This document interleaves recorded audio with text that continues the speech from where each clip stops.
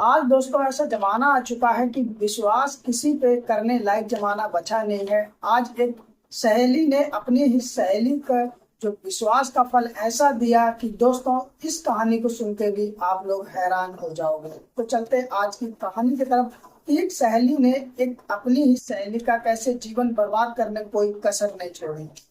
तो चलते हैं कहानी की तरफ। आज की जो कहानी है दोस्तों, ये उत्तर प्रदेश के एक छोटे से गांव से है और मैंने इसके जो किरदार है उसके नाम बदल दिए हैं।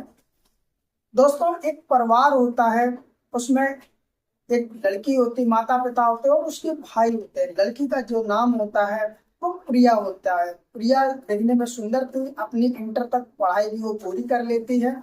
उसके बाद में जब वो जवान हो जाती है तो उसके जो माता पिता होते हैं सोचते हैं कि क्यों ना अपनी बेटी के लिए एक अच्छा सा लड़का देख करके इसकी शादी कर दी जाए, क्योंकि आजकल का जो जमाना है उसके माता पिता भी जानते हैं कि किस प्रकार का जमाना है। वो नहीं चाहते थे कि उनकी जो लड़की प्रिया है वो किसी गलत ऐप में या गलत संगत में पड़े। वो भी अपना इज्जत का ख्याल करते हुए अपनी बेटी के लिए एक लड़का अच्छा सा ढूंढते हैं। लड़का जब देखते हैं प्रिया के पिताजी तो पसंद कर लेते हैं और उसके बाद में फिर जो प्रिया के पिताजी होते हैं वो कहते हैं उस लड़के से कि आप भी मेरी बेटी को देख लो, जब आपके पास समय हो मेरी बेटी को देख लो, अगर मेरी बेटी पसंद आए तो हाँ कर देना, आगे हम बात बढ़ाएंगे, अगर नहीं पसंद आएगी तो कोई बात नहीं, मैं कहीं और लड़का देख लूंगा। तो और जो लोग थे उन्होंने कहा बहुत ठीक है। उसके बाद में एक तारीख रखी जाती है और जो प्रिया के गांव के पास में एक मंदिर होता है वहीं पर सादा सिंपल प्रिया की दिखाई का प्रोग्राम रखा जाता है।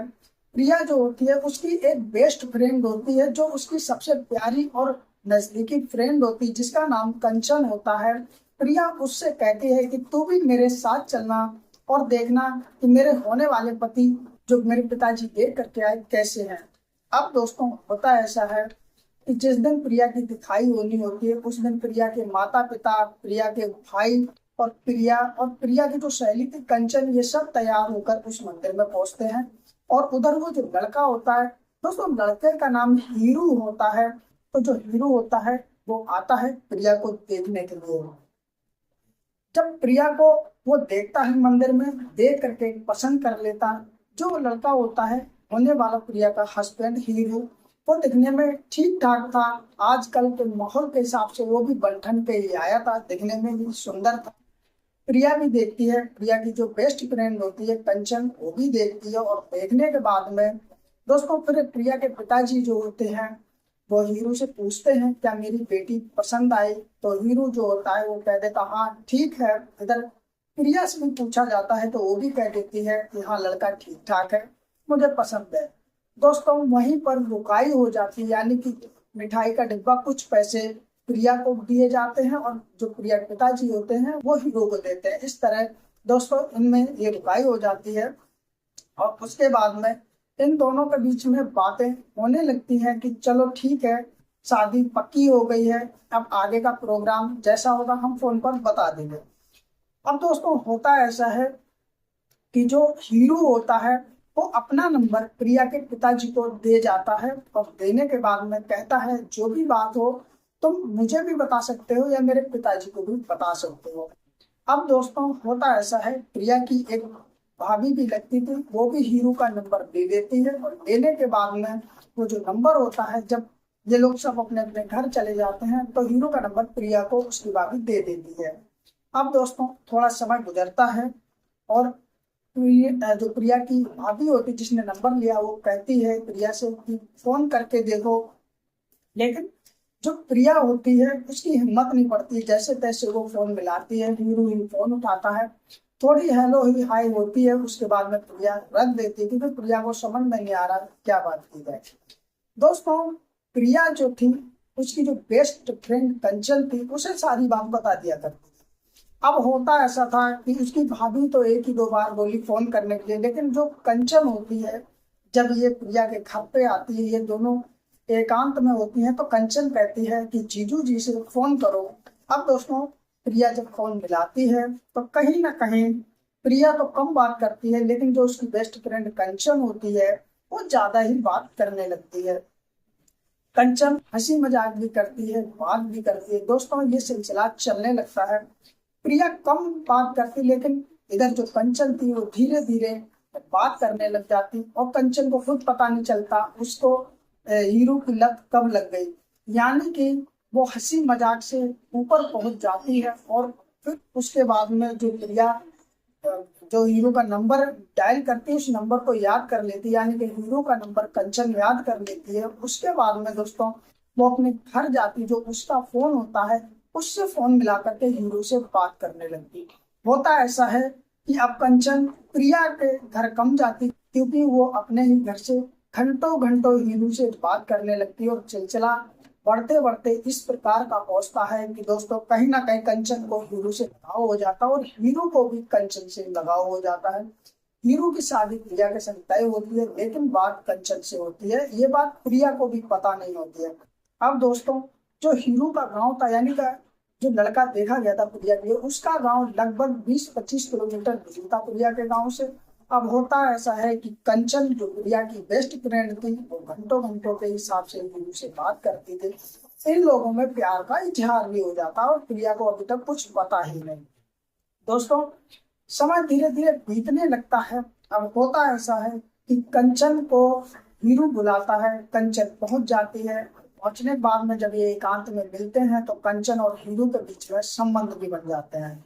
जब संबंध बनते हैं तो कहीं ना कहीं ये कहानी और ज्यादा मोड़ ले लेती है, क्योंकि प्रिया का जो लड़का देखा गया था हीरू, उसकी फोटो प्रिया ने और भी सहेलियों को दिखाई थी, और जो गली मोहल्ले की औरतें होती हैं उन्होंने भी देखी थी, और उसके बाद में जो उसके पिताजी होते वो भी कुछ लोगों को दिखाते, इसलिए हीरू को लोग पहचानने लगे थे।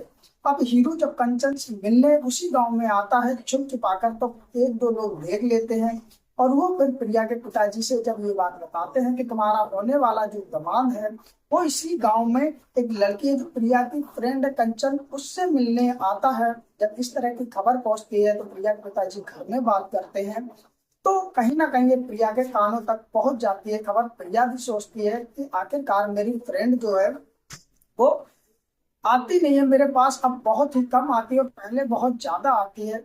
एक दिन प्रिया कंचन के घर जाती है, उससे पूछती है क्या बात है तू आती नहीं है, और ना ही इधर हीरू मेरे पास फोन करते हैं, ना ही मेरे से सही से बात करते, क्या बात है। लेकिन कंचन कुछ भी बताती नहीं, और प्रिया भी अपने मुंह से कुछ कहती नहीं।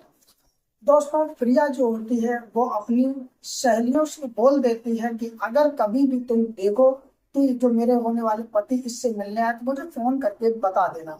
अब दोस्तों होता ऐसा है कि एक दिन होता है शाम टाइम, और हीरू कंचन से मिलने उसके घर पे जाता है, और घर पे जैसे जाता है तो प्रिया की जो और सहेली होती है वो प्रिया को फोन कर देती है, और फोन करने के बाद में फिर प्रिया पहुंचती है तो देखती है कि जो कंचन है और हीरू है वो संबंध बनाने में लगे हुए हैं, यानी कि दोस्तों एक दूसरे से प्यार मोहब्बत की किस्से कर रहे। प्रिया देखती है उसकी आंखों में आंसू आ जाती है।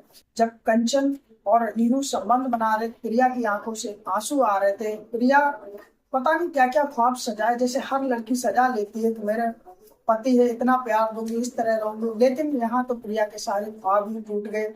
उसके बाद में थोड़ी देर बाद कंचन देख लेती है प्रिया को, ये दोनों पता जाते उठ करके कपड़े पहनते हैं, लेकिन प्रिया करे तो करे क्या और कहे तो कहे क्या।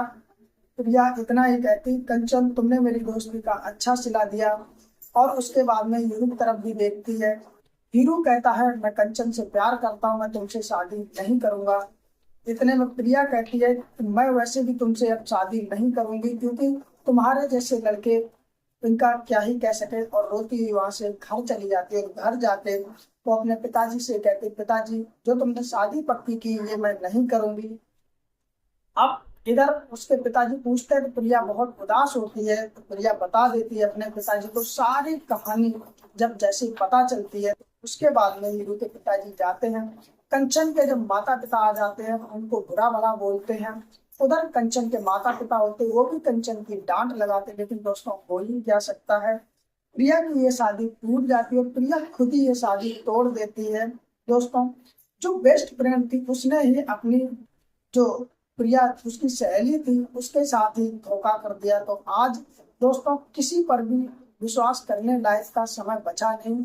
जो भी करें सोच समझ के करें। हालांकि हर इंसान एक जैसा नहीं होता। तो दोस्तों, आप क्या कहना चाहोगे ऐसे फ्रेंड के बारे में, ऐसी सहेली के बारे में जो अपने ही फ्रेंड का घर बर्बाद कर दिया, बसने से पहले ही उसे उजाड़ दिया। तो आज की रही ये कहानी दोस्तों, जो भी आपके मन में हो कमेंट जरूर करना, और कहानी अच्छी लगी हो तो लाइक भी कर देना और चैनल सब्सक्राइब कर लेना, जिससे मेरी इस तरह की वीडियो आप तक पहुंचती रहे। फिर मिलते हैं किसी और कहानी के साथ, तब तक के लिए नमस्कार।